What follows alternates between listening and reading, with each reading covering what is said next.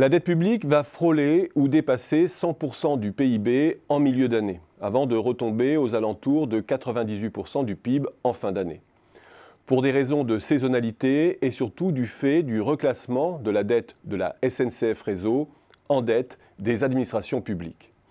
Comptablement, cela ajoute 1,7 point de PIB au taux d'endettement et 0,1 point au déficit annuel. Une barre symbolique demeure néanmoins une barre symbolique. Elle ne change rien au diagnostic de fond. Et sur le fond, 3 constats s'imposent. 1. Les administrations publiques sont juste en zone de stabilisation de la dette.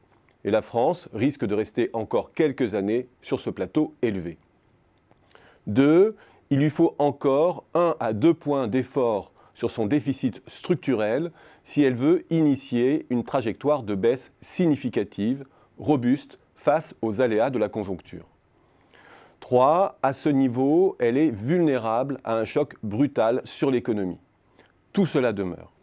Ce 98% de dette, comme d'ailleurs les 96% précédemment actés par l'INSEE, sont surtout problématiques vis-à-vis de l'Allemagne. La divergence des trajectoires de dette est telle aujourd'hui qu'elle grave dans le marbre le fait que l'Allemagne est armée en cas de nouveau choc. Elle a donc de quoi préserver son potentiel de croissance. Elle est surtout armée pour affecter davantage de ressources dans le renouvellement et la transformation de ses infrastructures. Demeure le débat sur la bonne et la mauvaise dette.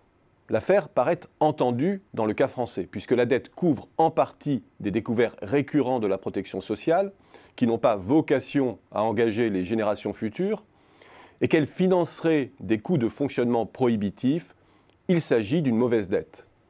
C'est aller un peu vite en besogne. La notion de déficit social ou de fonctionnement est purement arbitraire. Elle est tributaire de la façon dont s'opèrent les transferts entre les différentes administrations.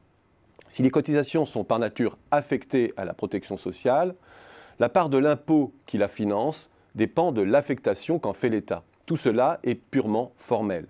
On ne peut isoler un déficit de la protection sociale, pas plus qu'on ne peut identifier un déficit de fonctionnement ou d'exploitation. La seule chose que l'on peut regarder in fine, c'est premièrement l'ampleur du déficit sur longue période. En moyenne, depuis les années 80, la France n'est pas un pays si atypique. Ses dépenses, certes records, ne sont pas structurellement moins financées que dans beaucoup d'autres pays développés. Deuxièmement, contrairement à ce qui est dit, le déficit est structurellement inférieur à l'investissement. Autrement dit, notre dette finance bien intégralement de l'investissement. Et troisièmement, la situation patrimoniale nette des administrations, l'écart donc entre les actifs et les passifs, demeure positif, même à 100% de dette. Est-ce à dire qu'il n'y a pas de problème?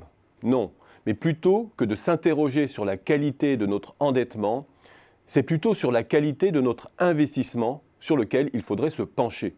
Car pour un pays qui investit collectivement plus que les autres, la France n'échappe pas plus que les autres au déclin de sa croissance potentielle.